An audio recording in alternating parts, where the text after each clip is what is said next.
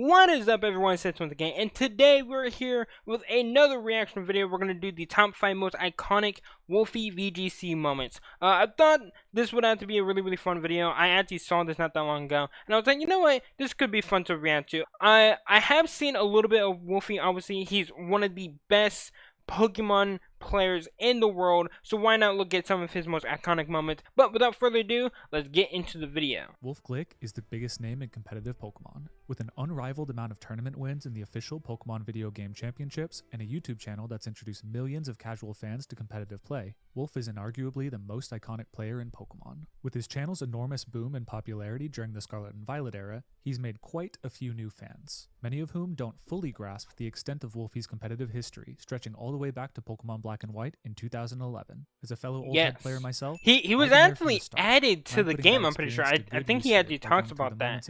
Like they added like his team to like the World Championship arena in Black and White too. Encapsulate not only Wolf's play, but also his personality and overall legacy in the game. In short, the moments that helped shape he's been winning like a bunch of tournaments today. My criteria for that might differ from yours though, so let me know if I missed any of your favorite moments in the comments below. Without further ado, here are my top 5 most iconic Wolfey moments. Number 5, Wolf versus Ray. For number 5, we're looking way back to Worlds 2012. At the time, Wolf was still 2012?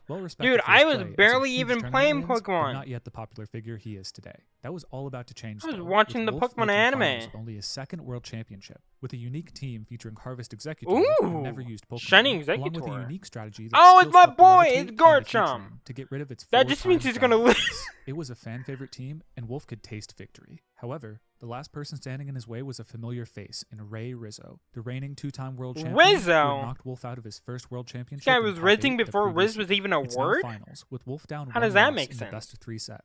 However, it's a stupid joke. I don't know why I said that. Finally found an opening to break through Ray's otherwise unbreakable defenses. After baiting a defensive switch in of Ray's Tyranitar and bringing in his own Hitmontop, Wolf has the upper hand, with the combination of close combat and one of Heatran's attacks KOing any of Ray's Pokemon in the Tyranitar slot. Wolf predicts Tyranitar will leave itself open to this pressure, fires off a close combat, but hits into Cresselia.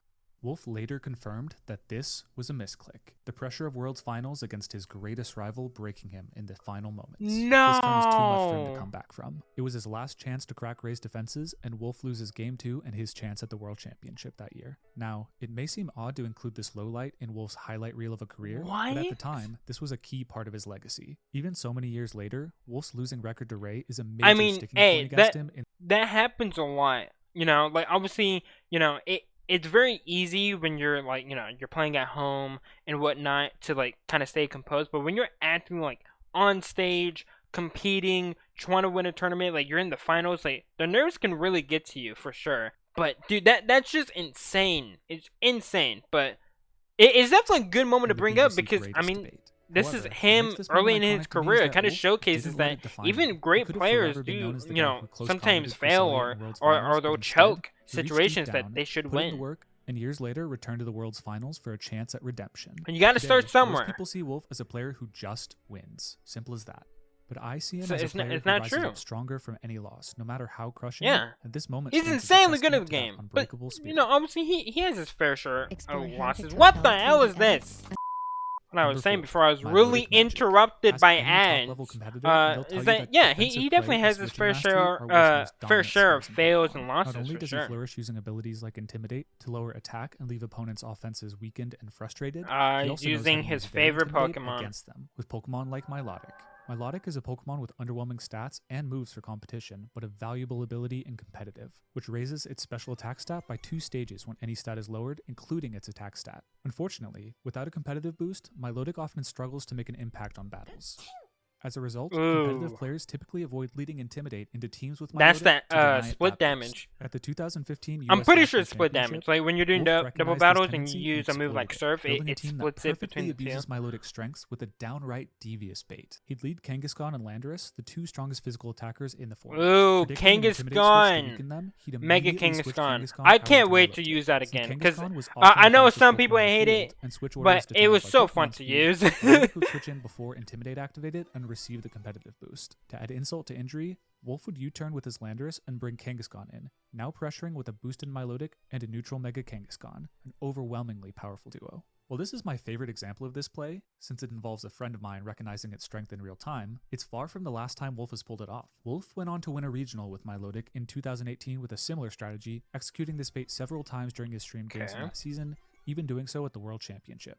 While it may look simple, this play shows not It only is Wolf's kind of ability to surprising to recognize see common trends in Lycanroc competitive actually play, used. but I also always his thought ability that to build Lycanroc inventive strategies wasn't that really bait like and exploit them used to a an lot in absurd degree of competitive. success. It's probably because of his Number speed. 3. You know, like a Soul Rock is just such a good move, but Wolfey comparish. you just get Wolfey in an online match. You're like, well, I'm screwed. As Wolf playing with the Parasong Shadow Tag strategy, often known as Paris Trap. Dude, it's his Parasong favorite is a move that starts a Pokemon. 3-turn timer after being Incineroar used. and Once this timer Amoonguss. expires, all Pokemon that heard the Parasong faint, regardless of their HP totals. I This is like an the incredibly Kindred powerful though. move in Pokemon VGC, since Kindred you can is KO so 2 fun to Pokemon use. I have after had to your use it opponent's a team of little 4 bit. with one move. There's just one catch. The Parasong status expires whenever a Pokemon switches out, which is fairly simple counterplay. However, Yep. when a Pokemon Okay. with Shadow So Tag is on the field, I do opposing remember this because he's talked about this this like whole strategy that he had. And one of his last videos that I think he posted. I haven't been keeping track, but I know when he was talking about playing in like the tournaments in Scarlet and Violet, he would do this strat and he would use a Parasong strat, and it was actually really really good. It won him the tournament, so it's a good strat. Pokemon can't switch out.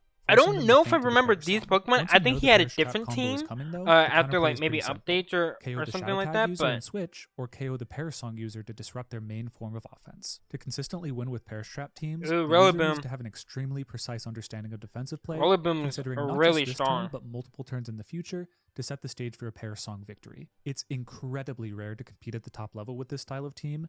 But despite that, Wolf has won not one. One thing I also love is that 3 regional championships when you're doing Pokemon like competitive and like championship, a lot of people actually like will talk to you about like what happened in the match. Usually like in other esports, it's just you're straight trash talking them. But like this, they're actually like talking about it and being like kind of friendly. I've always loved that. Players in the modern era is one of his most high-profile Paris Trap wins. I honestly debated placing a Wolf double protect, switch, protect montage here. I decided to highlight this WolfeyCon Parish moment from his 2015 finals versus future international champion Ashton Cox. The match that put Parish Trap on the map as a Does he have a Burger King hat on? Is that what I'm saying right now? Mega Gengar is threatened by Choice Scarf, Landorus, Therian, Earthquake. Wolf can Parasong and switch to Intimidate Scrafty to survive the Earthquake, but losing Shadow Tag to Ashton reading that switch and using Thunderbolt on his Gengar will immediately lose Wolf the game. His back is against the wall, but Wolf Click has a trick up his sleeve. Eject Button Amoonguss. Eject Button is uncommon in Pokemon competition since it's rarely advantageous to be forced to switch when your own Pokemon takes damage. Good move! However, rarely isn't never. Wolf switches out Good his Gengar move. to Scrafty, foregoing Parasong and Shadow Tag pressure. Landorus's Earthquake strikes Amoonguss, activating its Eject Button and allowing Gengar to come back in. Wolf can now fake out and disable the Landorus slot to lock it into struggle, then bring in Amoonguss to use Rage Powder, redirecting Rotom's attacks away from Gengar, and win the game with minimal risk in future turns with Parasong. This play shows Wolf's multi-turn foresight on full display, as well as his keen understanding of how to play himself out of tricky turns. Consistent plays on this level have made the Parish Trap archetype his signature across the years. And I've always loved double battles. Like all the insane plays that you can do. Number 2.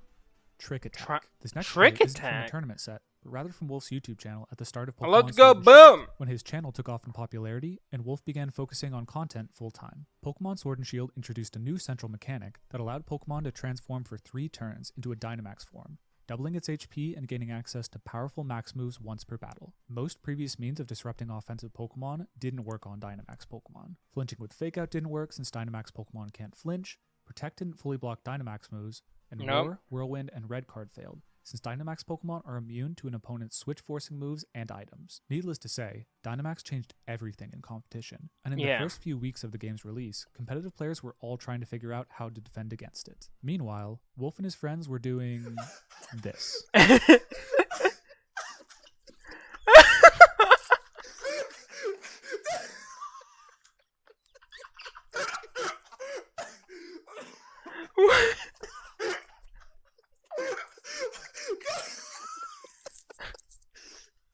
Oh my god, dude, he's dying of laughter. Oh my god, I can't breathe. Confused?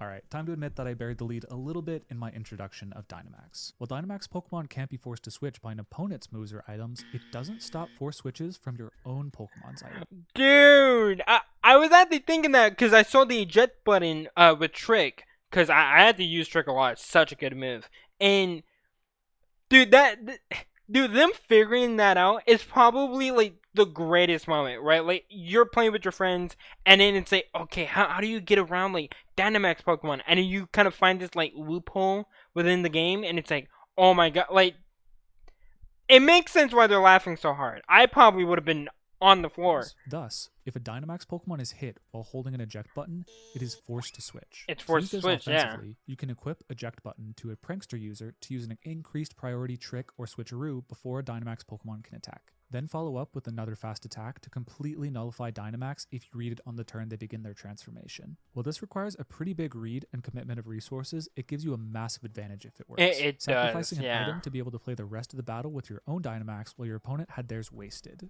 Now, I think this moment represents Wolf in many ways. Competitively, it shows his ability to read his opponents and perform a complete reversal of their expectation using every resource or game mechanic available to him, regardless of how obscure. More casually, it's always been clear that despite how seriously Wolf takes Pokemon, he's also willing to lean into his love for them. What is he doing? In my opinion, the combination of these are a big part of him accumulating a massive fan base since then, and this play is personally my favorite example of this. Honorable mention, insane. Wolf turns heel. Wolf is so strong that in the Turns time heel. it took me to write and edit most of this video after his Toronto Regionals win, Wolf won the European International Championships, which was the biggest Pokemon tournament ever. While his gameplay was astoundingly good throughout the tournament, after an intense finals match, it was his victory speech that caught everyone's attention, and I'll just let his words speak. What did he say? Honestly, I'm just thinking about the scope. The biggest official Pokemon tournament of all time. 1,400 players trained their Pokemon, traveled to London, practiced with a friend, worked on their team. 1,400 people showed up to this tournament hoping and dreaming to win the entire thing. But it wasn't enough!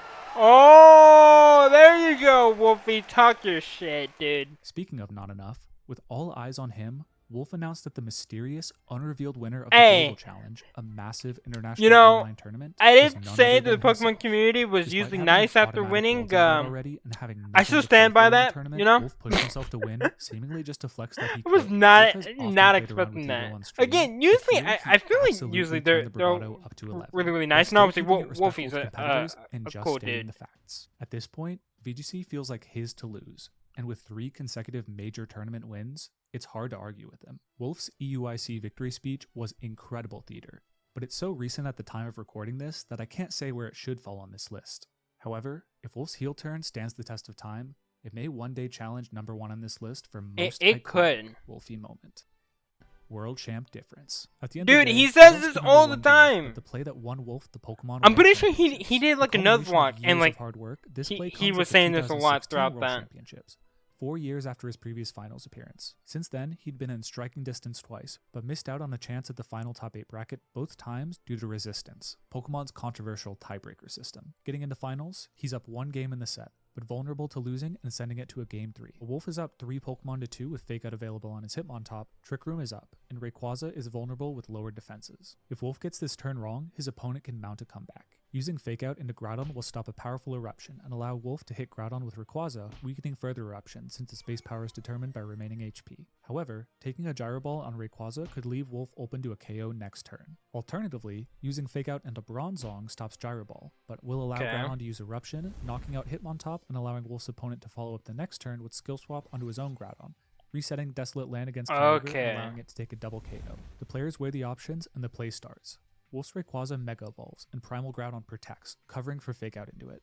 Wolf seems taken aback, and his opponent looks up, shocked, allowing himself to hope that he has found a way to start the comeback that could lead to him winning the game and potentially the world championship. Dude, you see how nervous he is? He's literally praying. As Rayquaza clicks Swords Dance, now perfectly poised to win the battle, Wolf playfully grins at the camera, having won the turn and the mental battle. The hope from his opponent's eyes now gone. Yeah, I had With the always +2 attack seen boost on that Dragon Ascent, clip of Wolf him has like the damage grinning he at the needs to carry camera. the I've Groudon actually before never going down. seen In this. Shades of 2012, Wolf's Hitmontop close comments his opponent's Trick Room user. Which, But hey, this it time, makes instead of crushing sense. defeat, Like it will that's result a in huge sweet, moment in deserved the victory battle. and the birth of the world champ difference. While this may well be his most flashy read, Wolf and his opponent later recount that by double attacking instead of protecting Groudon, his opponent had a near guaranteed win that neither recognized at the time. However, nobody knows better the amount of pressure that the World's Finals can bring than Wolf, and exploiting cracks under pressure is part of being a top player. More than the play itself, though, it's the way that Wolf has fun the entire way through that makes this clip truly iconic. While there are countless examples of Wolf's stream antics before and after this moment has become a big part of Wolf's brand, and seeing him play games up for the camera are part of why his fans love watching him play.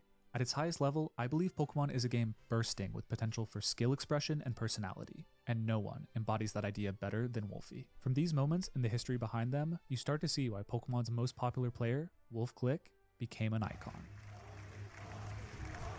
Dude, that was an amazing video. So huge shout out to Talon VGC. Hopefully you also don't mind me watching this video. You just let me know if you have any problems with it, but honestly, that makes sense for it to be the most iconic. Again, I've always seen that clip, so I feel like even I would probably say that should be at number 1.